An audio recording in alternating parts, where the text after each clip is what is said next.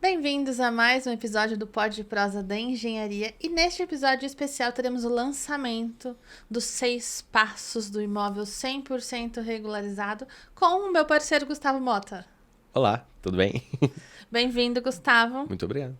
Gustavo Mota é nosso parceiro aqui da DIC Regularização, arquiteto em construção. A partir do ano que vem teremos aí novidades acontecendo por aqui, porque teremos um arquiteto, né? Sim, com certeza. Devidamente registrado no seu conselho, Isso tudo aí. certinho, fazendo parte da DIC. Mas a gente veio contar uma história.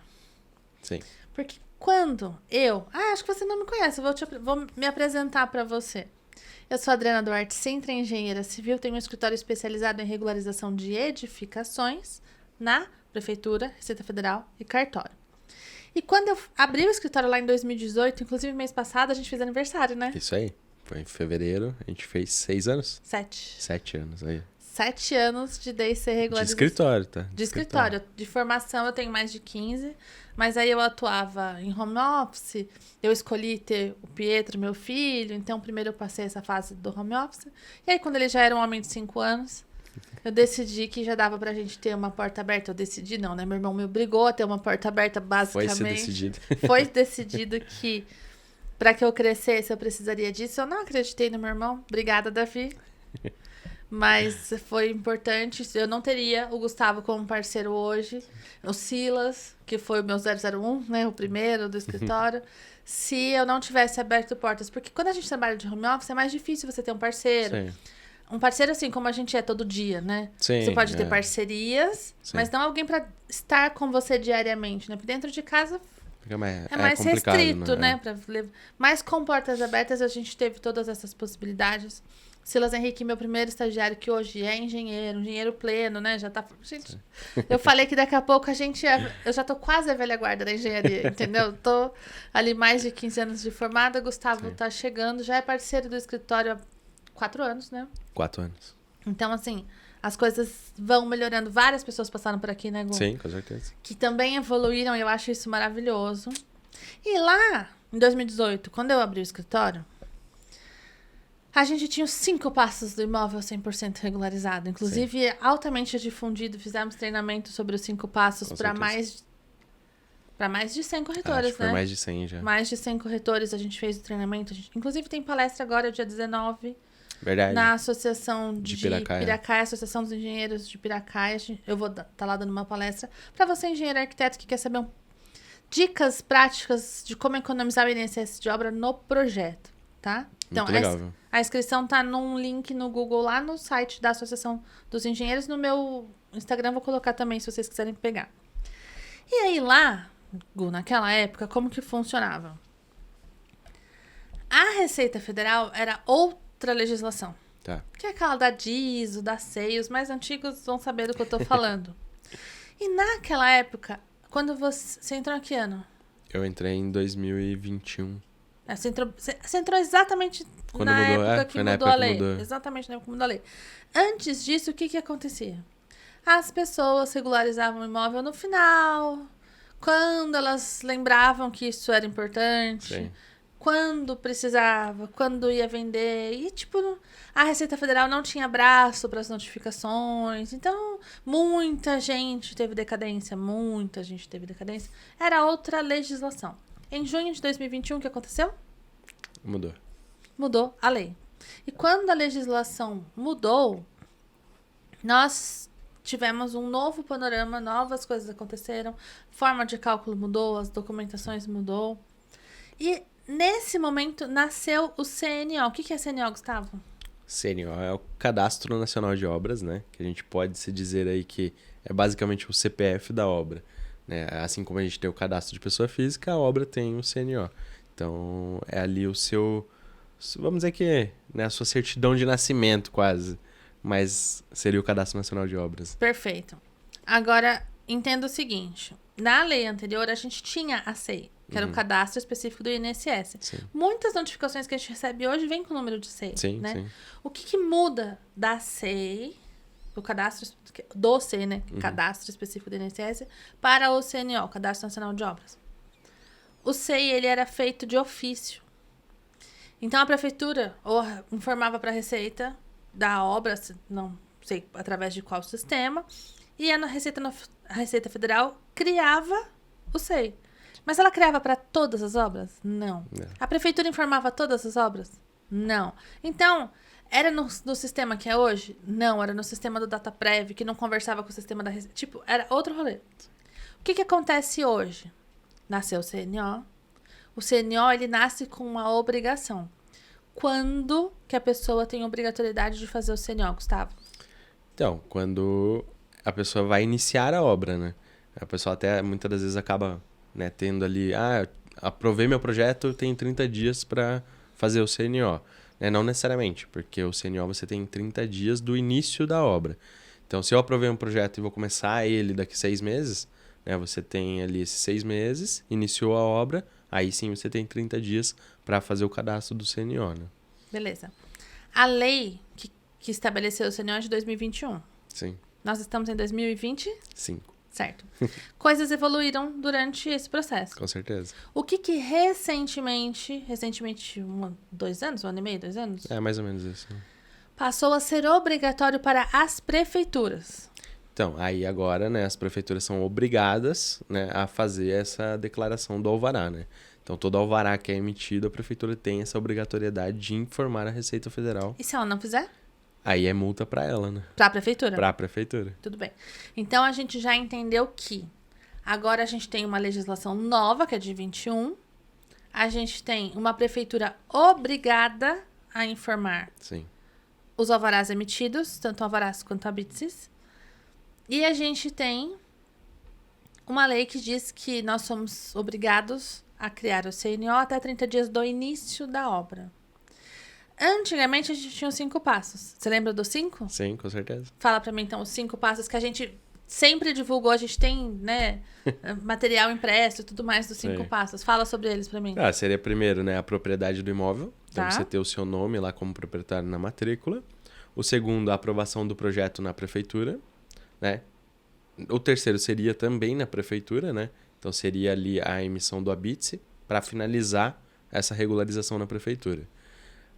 Quarto seria a Receita Federal, aí entra a questão da CND e INSS de obra. E por último seria a averbação da construção no cartório de registro de imóveis. Perfeito. Seriam os 5 passos. Esses seriam 5 passos. Só que com essa obrigatoriedade do CNO, com a prefeitura informando o CNO, nós estamos hoje lançando os 6 passos para imóvel 100% regularizado. Por quê? Isso, gente, passos da IC, tá? Porque por aí eu vejo 3 passos, 4 passos. Isso vai mudando, mas né? os 6 passos do imóvel 100% regularizado é uma criação nossa, é um passo a passo nosso. É uma trilha que nós estamos desenvolvendo aqui. Sim. Eu nunca vi em nenhum outro lugar, antes da gente... Sim. Ninguém falar dos 5 passos, porque sempre se falou Prefeitura, Receita Federal e Cartório. Eles resumiam nos órgãos, né? Prefeitura, Receita Federal e Cartório. E aí, quando a gente veio, a gente já destrinchou um pouco mais para os 5 e agora a gente está atualizando para os 6. Porque eu acho que a gente é pioneiro nisso, né? Em deixar para o cliente fácil. Acho que é isso, né? A ideia é você destrinchar, né, realmente, para o cliente entender todas as etapas, né? Porque não necessariamente eu estou no cartório e estou fazendo a mesma coisa. Então, no início tem a propriedade, no final tem a averbação. Então, a mesma coisa na Receita Federal. Não necessariamente na Receita Federal eu estou ali e estou fazendo uma coisa só. Então, eu tenho o cadastro de CNO, eu tenho também a emissão de CND. Então, você acaba passando pelo mesmo órgão várias vezes, dependendo do tipo de processo, né? E como eu sou professora, né? Tenho, inclusive, um curso na Hotmart te ensinando a ser um aferidor de obras de pessoa física, obra pessoa física, tá? Então, se você quer aprender a fazer esse trabalho, vem pra cá. Mas agora a gente tem os 6 passos. O que mudou? Quer contar os 6 passos? Pode ser. Então conta pra mim o que basicamente que muda a gente acrescenta um ali, né? Mas a gente inverte não, né? Você coloca um no meio ali, basicamente. Né? Eu acho que pensando aqui agora... É bom que a gente super combinou, tá? Pensando aqui agora, a gente tem começo e fim em todos os órgãos, né? Sim, é verdade. A gente não necessariamente... São 3 órgãos. Mas tem uma etapa inicial e uma etapa final. É isso mesmo. E por isso que pra gente é tão mais fácil explicar pro cliente, né? É verdade. Porque a gente começa, então, né, nos 6 passos com a propriedade também, né? Então, assim como era no 5, a gente tem a propriedade em primeiro. Porque é o que a gente sempre fala aqui no escritório também, né? Não adianta você querer regularizar a casa e tudo mais se você não tiver como proprietário na matrícula. Então, o primeiro passo é a propriedade na matrícula. Eu tenho umas perguntas para fazer sobre isso para você depois. Então, esse seria o primeiro passo ali, o inicial, né? E até o que a gente falou, né? Então, é o início no cartório. E depois, lá para frente, a gente vai ter a finalização no cartório. Depois, a gente vem com a aprovação do projeto na prefeitura, porque você tem ali, né, toda aquela legislação, né, do local e a aprovação do projeto que você realmente pode construir. E uma vez aprovado, né, aí volta naquele quesito que eu até já comentei. Né? Aí você tem ali a parte da Receita Federal, que antes não era obrigatório, né, vamos dizer assim, e hoje ele já é obrigatório, porque 30 dias do início da obra, você é obrigado a fazer o cadastro do CNO, tá? Acho que sempre foi obrigatório, mas nunca foi claro, né? Acho que até a questão de sistema mesmo, né? Então Agora acabava tendo essa questão. Então a gente já tem 3 inícios, né? Que seria o início cartório, início prefeitura e início Receita Federal. Perfeito. E aí agora a gente vem para a parte de finalização. Então, finaliza com a emissão do ABITSE na prefeitura, depois a gente faz a emissão da CND na Receita Federal e, por último, a averbação da construção no cartório. E aí você fecha todos esses órgãos, né, que a gente diz aí, cartório, prefeitura e Receita Federal. Né? Tá ótimo. Fala pra mim, então, vocês passam assim de uma vez só. Então, seria propriedade em primeiro, na matrícula, segundo, a aprovação do projeto, terceiro, cadastro de CNO, aí o quarto, emissão de ABITSE, o quinto seria a emissão de CND e, por último, né, o sexto, a averbação no cartório. Perfeito. Então, vamos lá. Agora que a gente já conseguiu passar um panorama... E eu não vi que horas a gente começou. Que horas a gente faz quanto tempo? 11 minutos. Tá. Então, vamos lá, de novo. Eu vou falar dos nossos acreditadores, porque aqui... No Pode Prazo de Engenharia, a Matrix Assessoria Contábil é nossa acreditadora, é nossa contabilidade, Sim. Tá? Então, nós trabalhamos com eles cuidam de todas as coisas pra gente pagar a menor quantidade de imposto possível dentro da lei, Sim, tá? Com certeza. CREA São Paulo, gente, Conselho Regional de Engenharia e Agronomia do Estado de São Paulo. É ele que habilita os profissionais. Então, todo mundo que forma em engenharia ou que tem as atividades regidas por esse conselho, para que possam estar... aptas, né? Habilitadas a trabalhar na profissão, precisam ter registro no CREA. E todo mundo que tem registro no CREA pode ter a multa. Gente, a multa, ela é um benefício para o profissional. Sim. Vale muito a pena conhecer a multa. Vai por mim.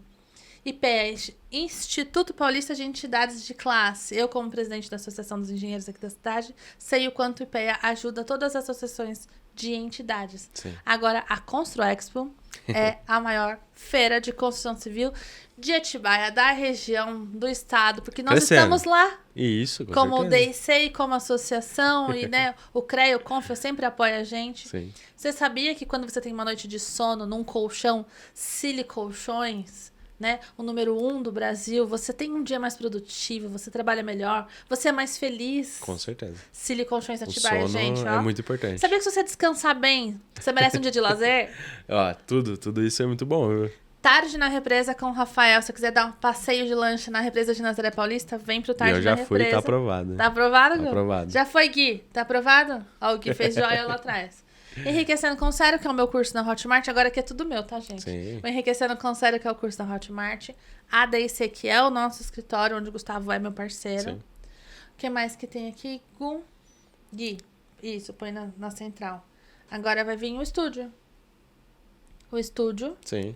Que, se você quiser ter o seu próprio podcast, gravar uma aula online pra Hotmart, Gustavo pode te ajudar, porque o Gustavo é responsável pelo estúdio, tá, gente? Eu que gravo o podcast, mas é ele que manda aqui em tudo.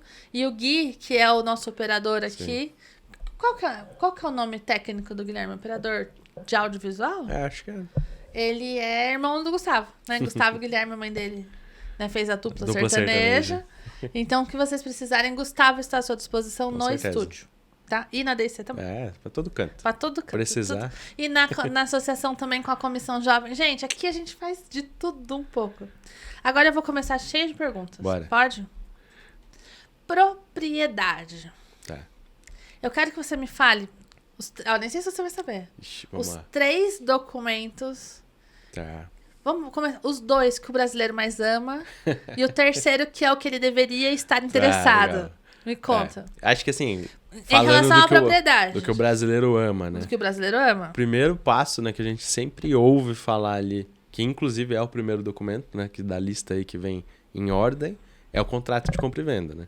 Então, assim, o proprietário já chega e fala, não, mas eu tenho contrato de compra e venda, tá tudo certinho. Tem um contrato, tá aqui, ó, tá registrado, não, né? Ele fala, tá Tá registrado. reconhecido, né? Tá Não, com firma ele reconhecida. ele fala É, registrado, verdade. mas na verdade tá com firma reconhecida, que uma coisa não tem necessariamente... Não tem necessariamente, não tem nada a ver Nada a ver uma uma coisa com a outra. Aí esse seria o primeiro documento, né? Que é o contrato de compra e venda e que realmente o brasileiro ama o contrato de compra e venda. Que assim, de certa forma, né? Ele traz ali aquela venda, né? Aquele imóvel, mas não é o que realmente te dá aquela propriedade. O Que cara aí quer a gente vai avançando nos documentos, né? O cara que é um pouquinho mais cuidadoso, além do contrato, ele tem o quê? Aí ele vem pro segundo documento que o brasileiro ama, que é a escritura. Na escritura de compra e venda, né? Ele já traz ali a sua, vamos dizer, formalidade, né? Um pouco maior do que no contrato. Mas, como a gente já disse no primeiro, né? Ele ainda não é o que te dá a real propriedade, né? Daquele lote. Mas ele é um passo importantíssimo. Mas ele é um passo muito importante porque ele é necessário para o terceiro documento, que é o que muitos dos proprietários acabam esquecendo ali. Que é o mais importante. Que é o mais importante. E daí, sim, é a matrícula do cartório de registro de imóveis, né? Então, com a matrícula, o seu nome como proprietário na matrícula, aí sim você realmente é proprietário daquele lote. Porque até então, né, a escritura ela é muito importante, o contrato de compra e venda ele é importante também, mas para você, né, tudo isso é um meio para você chegar na matrícula. Então, o que realmente importa é a matrícula, né? Então vamos lá. O contrato e a escritura, elas são Sim. documentos de posse. Sim. Então, elas comprovam que você tem a posse do imóvel, que você tem o direito de uso do imóvel, mas você não é real proprietário do imóvel com contrato e escritura. O cara que tem escritura tá com mais sorte, Sim. porque o contrato, normalmente, quem faz? Normalmente é o corretor de imóveis, né? Ou... o advogado. Naquela época não tinha Às vezes ChatGPT, né? a O própria Google, pessoa o cara, o papel de pão. Tudo isso é firma contrato. ali, Tá? Beleza. A escritura a gente faz aonde? Então, a escritura já é no tabelionato, né, de notas. Tá. Qualquer tabelionato? Então, qualquer tabelionato, né? Você não necessariamente precisa fazer ali naquela cidade. Você pode fazer, né, uma escritura em uma outra cidade e depois ir pro cartório daquela cidade, né? Então, Tá. Então, no tabelionato, com o escrevente, Isso. fé pública, é feito a escritura de compra e venda do imóvel, ou de permuta, Sim. ou do que for a transação ali. Porque a transação não necessariamente é compra e venda, né? Sim. Pode ser doação, pode ser permuta, pode Sim, ser com até... Inventário, que tem inventário vai ter o processo judicial, provavelmente. Mas, enfim. mas até, né, uma observação, né? Você tendo a escritura, isso já é um passo muito importante, porque no contrato de compra e venda, você vai ter que fazer a escritura.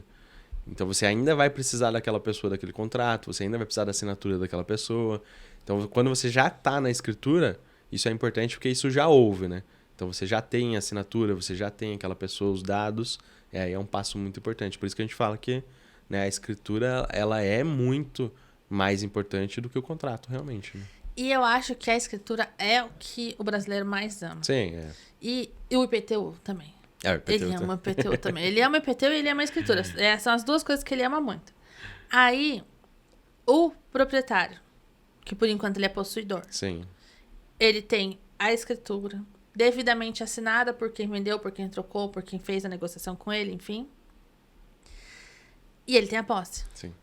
Aonde ele vai para transformar essa escritura no direito real de propriedade? Então, aí ele vai para o cartório de registro de imóveis, né? Que aí é onde realmente vai transformar essa escritura, né, numa transmissão de propriedade na matrícula. Então ele vai pegar, né, essa escritura e vai fazer o registro na matrícula, para que daí na matrícula conste ele como o atual proprietário. Né? Perfeito. E eu posso registrar em qualquer cartório? Não. Aí você tem aquela comarca, né, que você diz ali do cartório. Então cada cartório vai atuar numa localidade. Então aquele lote, por exemplo, que está situado, por exemplo, aqui em Atibaia, né? Aquele lote que está situado aqui na cidade de Atibaia só pode registrar, né, no cartório de registro de imóveis de Atibaia, porque daí ele atende aquela comarca de Atibaia. Então, assim, cada lote vai ter o seu cartório específico, basicamente, né? Tá. Então, a escritura eu posso fazer aonde eu quiser, Sim. em qualquer tabelionato do Brasil. Qualquer lugar. mais o registro da posse no cartório oficial de Específico, imóveis da comarca. Tranquilo. Meu nome está na matrícula, eu sou a proprietária, tudo meu, tá? Isso é muito importante porque o que acontece? A pessoa vem aqui preocupadíssima em regularizar a construção Sim. e o nome dela não está na matrícula. Ou seja, ela não é a proprietária do terreno. E aí, eu vou falar que eu perco o cliente, mas eu não perco. Aí eu oriento o cliente a falar assim, não me contrata ainda, Sim. ou me contrata para te assessorar, se for o caso. Vamos colocar o seu imóvel no seu nome. E depois Sim. a gente pensa em construção. Ah, Adriana, mas a construção não é importante? É, mas que adianta você regularizar um imóvel que está no nome de outra pessoa? Uma edificação onde o imóvel, que é o lote, está no nome de outra pessoa. Sim. E se essa outra pessoa morrer e virar um inventário? E se ela tiver uma dívida trabalhista? Entendeu? Sim. O negócio começa a ficar grande. E a gente ainda vai, né, até alguns pontos onde a pessoa já praticamente vendeu o imóvel, só que ela ainda não é a proprietária. Aí, às vezes, quem vendeu para ela não é o proprietário. Ai, não começa, Aí Gustavo. você vai voltando, assim, que foi vendido com contrato, foi vendido até mesmo, às vezes, com escritura, mas não foi feito esse registro. Aí você tem que fazer toda essa transmissão, buscar as pessoas, ver se elas ainda estão vivas. É que nem você falou, ver se não tem nenhuma dívida, fazer toda essa transmissão para que daí você consiga vender. Então, por isso que o primeiro passo, realmente, a gente fala assim, que não que a edificação não seja importante, mas que é o mais importante. Porque uma vez que seu nome está ali na matrícula, já é um bom lote é caminho. seu, É que um bom caminho andado, né? O que tiver em cima é seu também. Então, basicamente é isso, né? Porque eu acho que o que as pessoas... É que a construção, ela é palpável, né? Sim, a gente vê a casa, a gente quer a casa certa. Mas o lote tem que estar no seu nome. Beleza, já falamos bastante de propriedade. Lote é meu. Sim. E agora eu quero regularizar. Eu acho importante deixar claro aqui o seguinte. Sim. Nosso escritório é um escritório especializado em regularização de edificações. Casas existentes. Isso significa que eu apoio construções de casas irregulares? Não. Não. Se você vai começar uma obra, faça certo, Sim. tá? Contrata o profissional, um engenheiro, um arquiteto, faz o seu projeto, faz a obra dentro da lei, com as condições de habitabilidade, insolação, iluminação, impermeabilização, para que não seja uma casa mofada, não seja uma casa escura. Toda casa irregular é assim? Não. Mas se você contratar um profissional adequado, com certeza ela não vai ser. Sim. Né? Porque você está contratando alguém que sabe o que está fazendo. É isso mesmo. Muito bem. Mas vamos considerar aqui pelos dados que a gente vê na internet que 50% das edificações têm algum tipo de irregularidade. Sim. Tá? São mais de 30 milhões, de acordo com os dados do governo. Muito bem.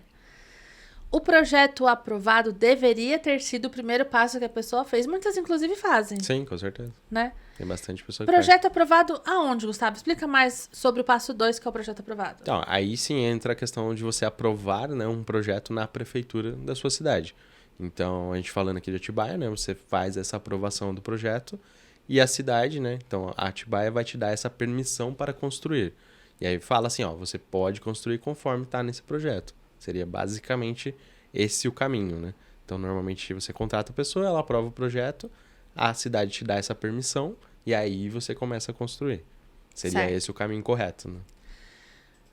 Vamos partir do princípio que a pessoa fez o caminho certo, Uhum. tá? Quando esse projeto foi aprovado, o que a prefeitura fez com essa informação desse alvará emitido? Então, aí ela já informou a Receita Federal. Ela falou assim, ó, tem alguém aqui que vai começar a construir. Basicamente é isso que ela fala, né? A gente já falou que a gente tem 30 dias do início Sim. da obra e não da emissão do alvará para emitir o CNO, Emitir o para CNO. fazer o cadastro. Isso. Muito bem. Então vamos pensar numa pessoa que está fazendo certo. Tudo certo. Ela tem o terreno no nome dela, ela aprovou um projeto, Uhum. ela emitiu um CNO. Essa pessoa ela está construindo, né? Sim. Beleza. Eu posso ter essa condição no passado? Uma pessoa que aprovou um projeto, começou a construção, cadastrou ou não ali o seu CNO. Sim. E aí a gente tem agora a parte da obra. Sim. Durante a obra, se essa obra já aconteceu. Se a obra vai ser executada, a Receita Federal tem um benefício para essa pessoa que vai iniciar a obra? Tem. Me conta. Para quem tá, né, iniciando a obra, às vezes até para quem já começou, ainda assim é viável. Para quem já começou, provavelmente vai ser. A gente tem a opção do fator de ajuste, né? Que até muitas pessoas já conhecem, né? A gente chama aqui no escritório do planejamento tributário, que a gente faz, né, essa verificação e vê também qual que basicamente a gente faz um lançamento, né, de folha de pagamento entre o trabalhador, né, e o proprietário para conseguir aí uma redução no valor do imposto. Mas basicamente o que a Receita Federal quer é que você informe nessa folha de pagamento o quanto você está pagando para esse profissional, para que daí ela faça essa verificação e conceda esse desconto para você. Seria basicamente isso. Né? Não, perfeito. Então, e aí, isso vale só para pessoa física, tá? Isso é importante. Se você for pessoa física, estiver executando a obra agora, começou faz pouco tempo, quer fazer um planejamento tributário, vem que a gente te ajuda nisso, tá? E aí, o que o governo fez? Ele pode te dar até 70% de desconto no INSS de obra pessoa física, se você estiver fazendo esses lançamentos mensais, sem contar que você vai pagando parcelado, né? Sim. Não é parcelado, mas é que como você vai pagando todo mês, Sim. no final da obra vai estar pago, né? Esse é o grande lance, né? Muito bem. Agora vamos pensar na pessoa que já executou a obra. Ela não me procurou antes, a obra já está pronta. Uhum. Tem como ela fazer o fator de ajuste retroativo? Tem. A Receita Federal também permite, né, esse lançamento retroativo. Claro que daí você tem que pagar multa e juros por não ter feito o lançamento na época. Mas você consegue informar esse pagamento, né, mesmo que os meses já tenham se passado. E muitas das vezes ainda assim acaba compensando. Porque você faz esse lançamento, paga a multa, paga os juros e ainda assim ainda consegue aí a aplicação do desconto. Então, Claro que não vai ser sim. o 70% de desconto, né? Óbvio Sim. que não serão. Mas o que eu preciso que você entenda? Você que está em casa. O fator de ajuste não é para todo mundo. Não é para toda a obra. Às vezes, você já não tem mais o contato do profissional que trabalhou na obra. Às vezes, você fez tudo com PJ e não tem os Sim. lançamentos e não era um profissional autônomo. Enfim, não é todo mundo que tem direito ao desconto de fator de ajuste.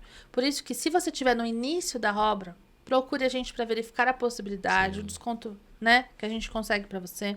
Se você já executou a obra, nos procure para ver se é possível. Sim. Não acredite em quem diz que dá para aplicar para todo mundo. Não dá, tá? Eu até diria pra você que na maior parte não dá. Sim. Até Algumas pessoas conseguem. É porque aí o que acontece? O cara chega aqui, daí ele fala assim: "Não, mas e se lançar o irmão? Mas e se eu falar, gente, não é se eu falar, é a Receita Federal, é fraude falar coisa errada pra Receita Federal. Sim. O molho é muito mais caro que o peixe se ficar inventando história. Sim.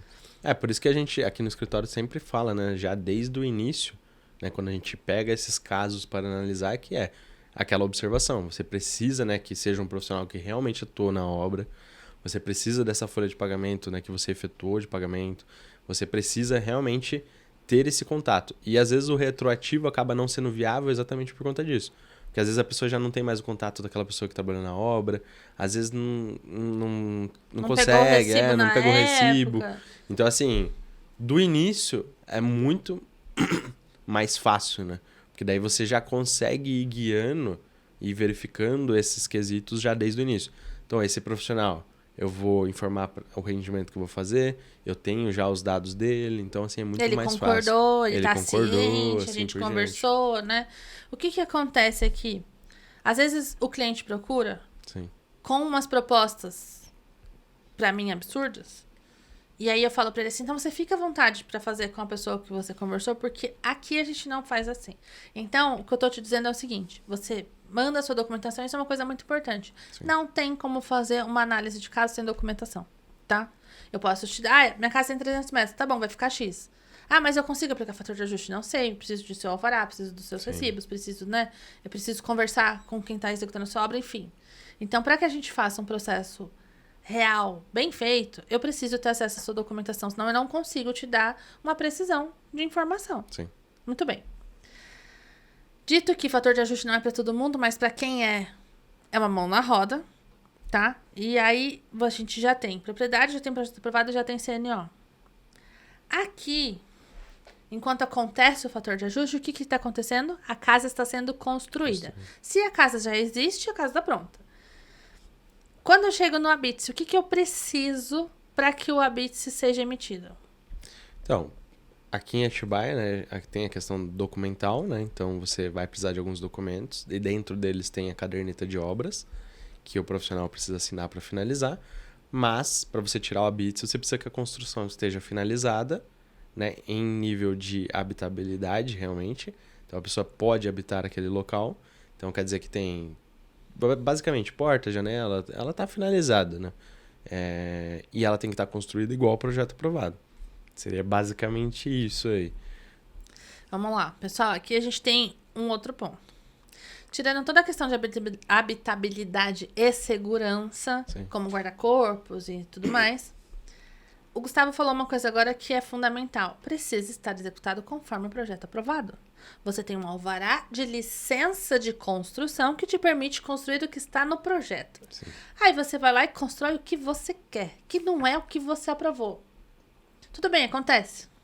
Não estou reclamando. Sim. Tá? Acontece, durante a obra você tem ideias. Eu sou uma pessoa que tem milhões de ideias. Então, durante a obra você tem ideias, não sei o que, mudou a coisa. Mudou a coisa, tem que mudar o projeto. Sim. As pessoas mudam o projeto? Não. Não. Até normalmente, né, o correto é você, no decorrer da obra, mesmo que você vá tendo essas alterações, você já vá substituindo o projeto. Então, pô, vou alterar aqui, então já faço essa alteração O do ideal é projeto. pensar e alterar tudo de uma vez só, né? Também. Daí você economiza, né, tanto o processual e tudo mais.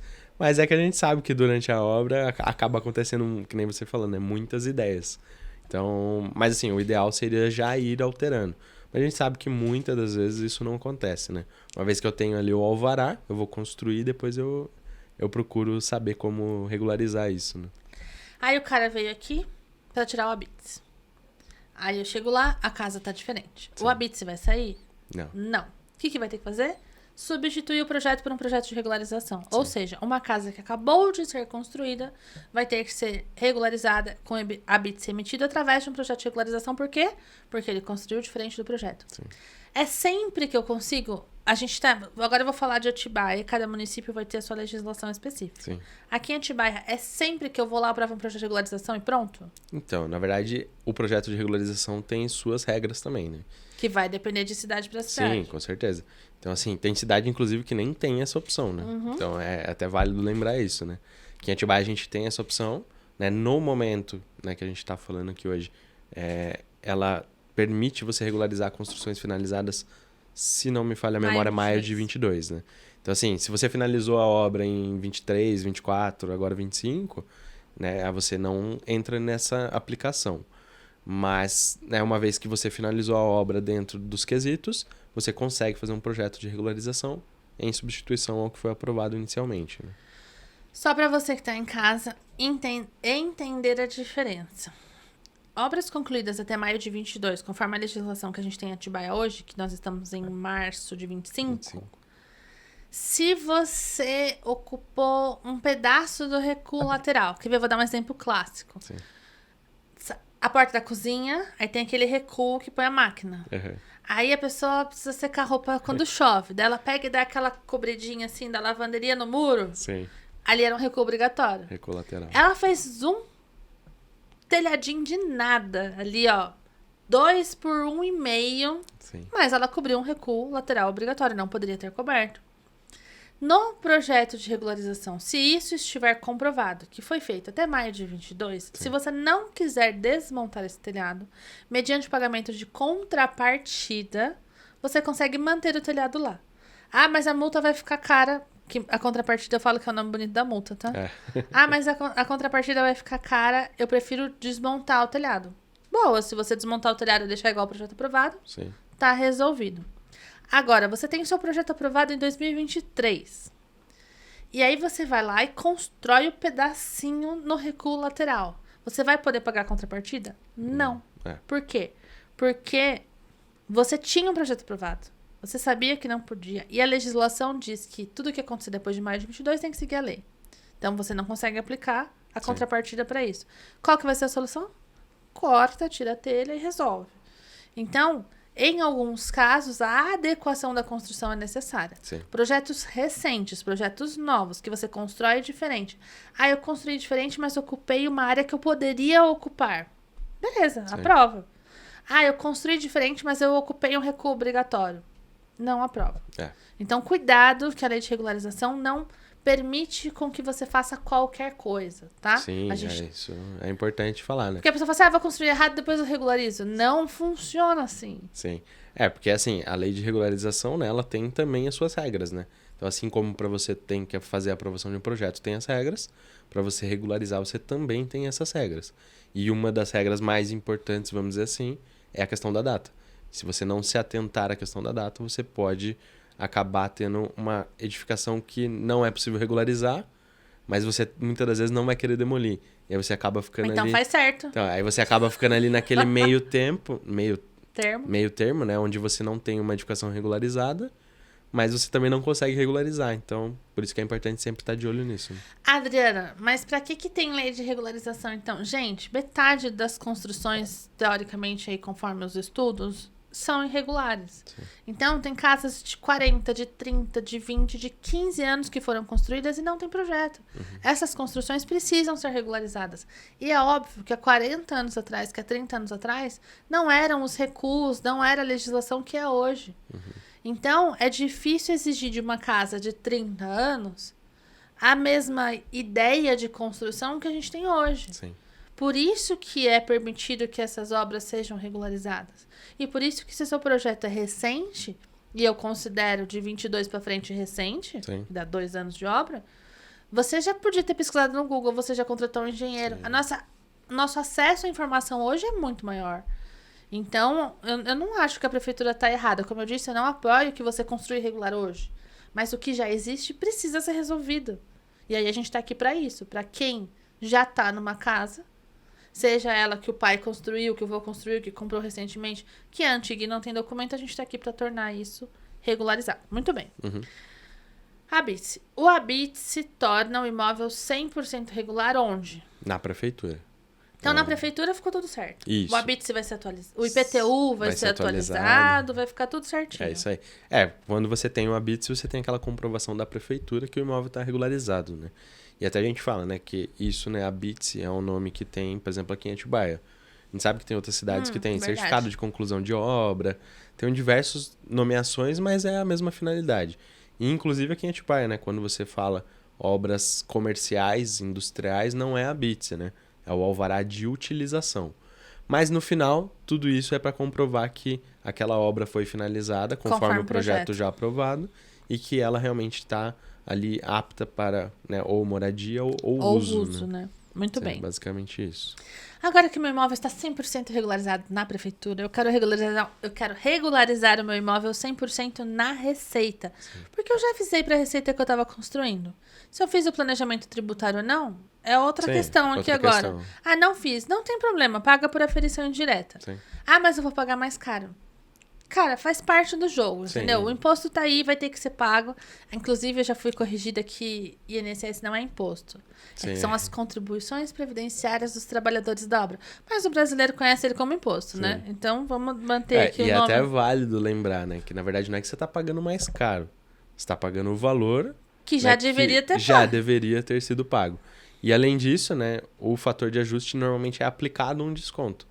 Então, o valor que você deve inicialmente é aquele da aferição. Foi esse, né? Sempre foi esse. É que você trabalhou, fez tudo o que a Receita Federal pediu e eles te deram um desconto. Sim. Mas, se você não se aplica, em muitos casos não se aplicam no fator de ajuste, paga por aferição cheio, indireta. Pagou por aferição indireta, emite qual documento? Então, se você fizer por aferição indireta, né? Quando você finaliza a emissão, tem a CPND. Mas terminando de pagar, realmente pagou, cai a compensação e aí sai a CND do INSS. Tá. Já que você falou de CPND, agora você vai ter que explicar Tem que explicar. tudo. Tá. Quando você faz... Tá, vamos falar da aferição indireta. Emitiu a guia. Saiu a guia para pagar. Saiu a guia para pagar. Automaticamente você consegue emitir a CPND. Você vai ter que pôr por escrito, senão vai ficar confuso. Deixa nessa tela agora pra gente falar. Pessoal, existem 3 tipos de certidão. Sim. Certidão positiva de débitos, que é a CPD. Essa daí você tá devendo. Positiva de débito. Ou seja, sim, estou devendo. Isso é importante, né? Porque às vezes a palavra positivo Te dá uma te sensação, dá uma de que tá tudo sensação bem. de que tá tudo bem, tá mas na tudo verdade bem. não. É certidão positiva de débitos. Então quer dizer que realmente tá devendo, né? Então isso é importante falar. Aí a gente tem o que a gente deseja, que é a CND, Certidão Negativa de Débito. Ela te dá certidão, né? Falando que você não deve nada. Nega débito. Isso Não mesmo. tem débito. Muito bem. Agora, 2 situações a gente pode ter CPEND, tá? Sim. A gente pode ter em caso de parcelamento. Sim. E no caso de que eu acabei de emitir a guia da aferição indireta, mas ainda não paguei. Só que a guia vence sempre quando? Dia 20 do próximo mês, né? Falando de Receita Federal, tá, pessoal? Então, o que acontece? Se a guia vence dia 20 do mês que vem e eu emiti agora, eu confessei a dívida, eu tô devendo porque eu não paguei, mas eu não tô devendo porque não venceu. Sim.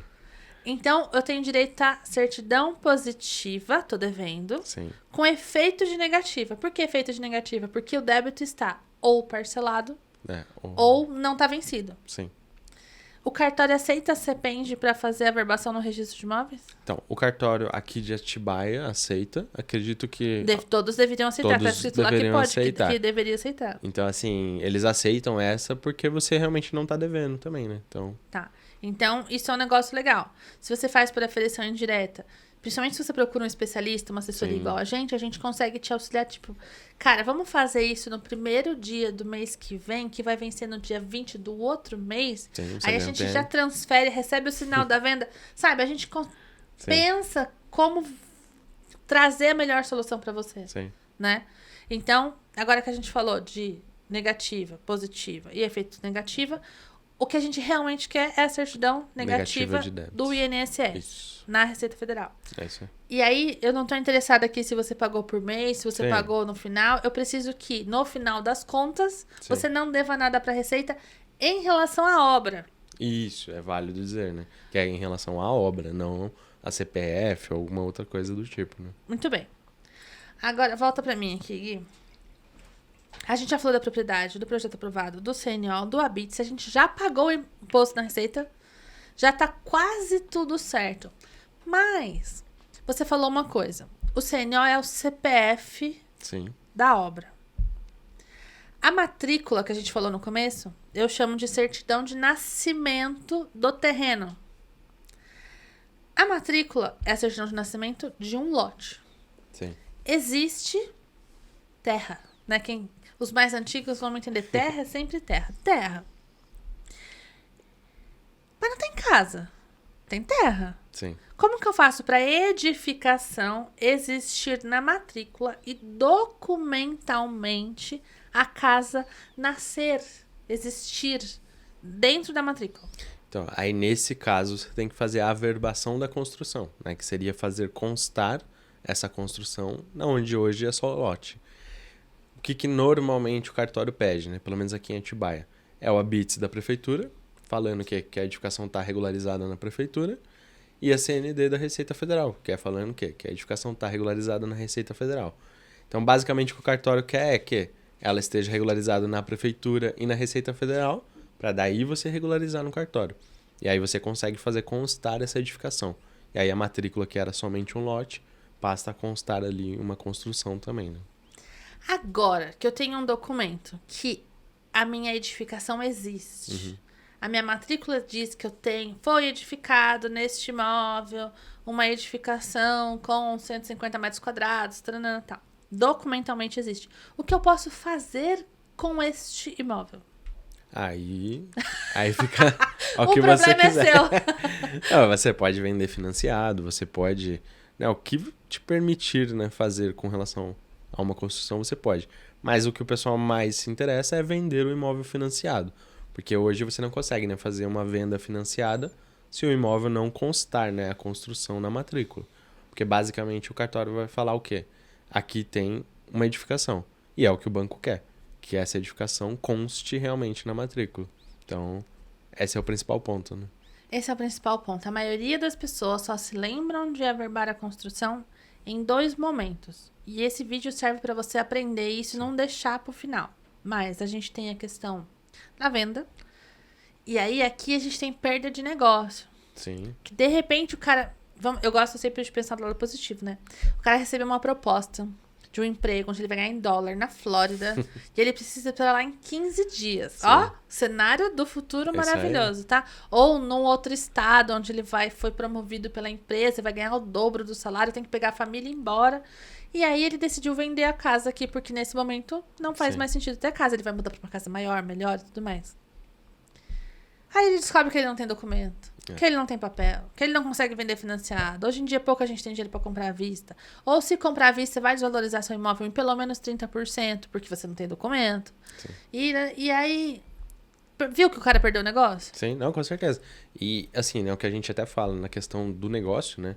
Você ter esse documento regularizado é muito importante, né? Exatamente por situações parecidas, né? Então você consegue já ter tudo certinho e não perder, né? Essas possíveis vendas, né? Até porque a gente tem casos aqui no escritório, né? Realmente, onde a pessoa chega aqui e fala, preciso regularizar em 60, 90 dias, porque já tem o comprador, já tem a carta de crédito. Gustavo foi bonzinho, 30, 60, 90. O pessoal quer 30 dias, 15 dias. O pessoal quer 20 dias, 15 dias. Sem chance. Então, assim, o pessoal quer regularizar o mais rápido possível porque o comprador tem a carta de crédito. E o comprador não quer também perder essa carta de crédito. E para ele, muitas das vezes, é melhor ele trocar o imóvel que ele vai comprar do que ter que refazer uma carta de crédito e assim por diante. E aí você acaba perdendo o negócio.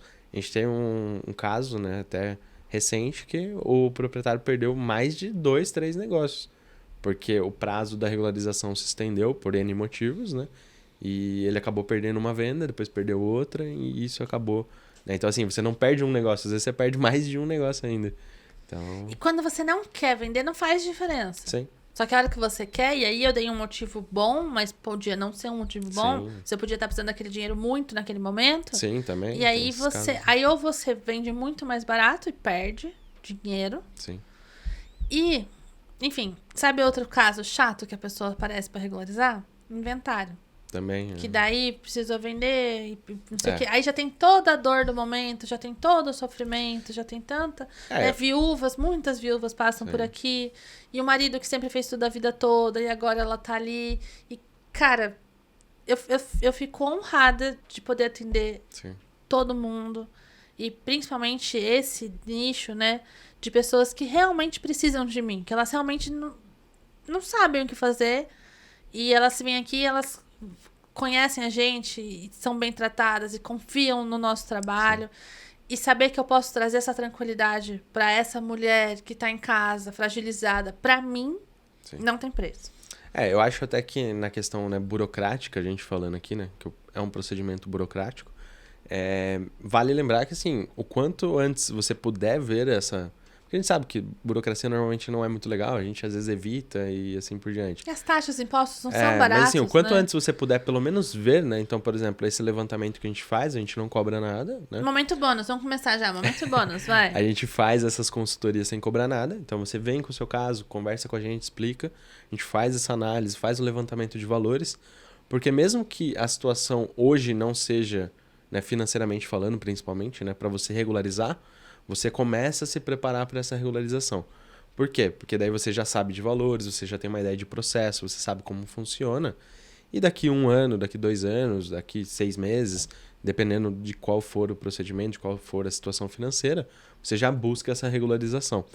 Pelo menos para que não te pegue desprevenido. Por quê? Porque além de fatos como esse, preciso vender ou realmente tem a questão de notificações. Então, Prefeitura notifica, Receita Federal bastante, notifica... Né? Então, assim, para não te pegar desprevenido, começa a pensar. A gente sempre fala assim, analisa a situação, vê qual o processo que você tem que seguir. Porque, assim, às vezes a pessoa não tem documento, mas às vezes a prefeitura já tem alguma coisa dela. Então, a gente faz um desarquivamento, vê o que ela tem, analisa o caso, fala assim, o seu caso vai precisar de tanto, até questão não só financeira, mas prazo também. Então, o seu caso, 5 meses. Então, se um dia você estiver pensando, né, em fazer alguma coisa, já leva em consideração esses 5 meses. Então, por isso que a gente fala, é importante você sempre buscar, né, essa informação antecipada, para que não te pegue desprevenido lá na frente. E é aqui, então, que a gente deixa o nosso bônus para você.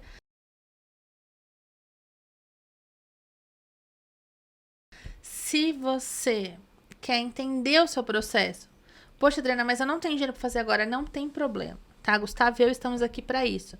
Para você entender valor, prazo, o que você precisa, Sim.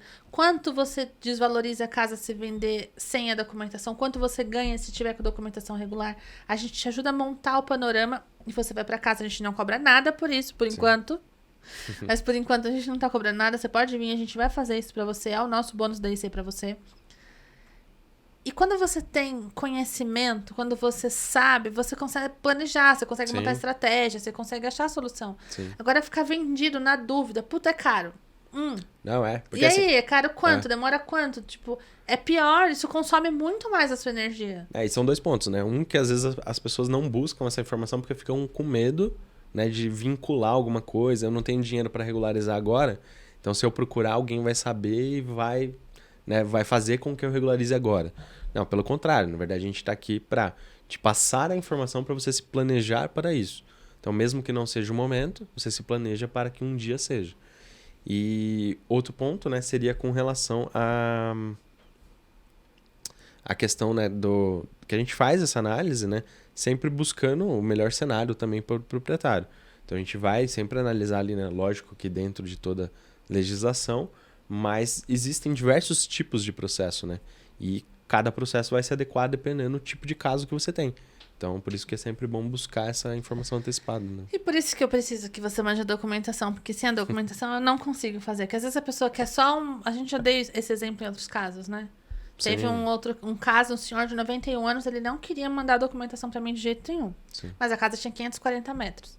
Eu calculei tudo como casa nova. Deu 90 e poucos mil, né? 90 e poucos mil. Aí, primeiro eu quase matei o homem do coração, né? Aí depois ele falou, não, mas a minha casa é antiga, mas peraí, vou te mandar os documentos. Aí ele mandou os documentos, a gente reduziu pra Capa 16, 14, alguma coisa assim. 15 e pouco, né?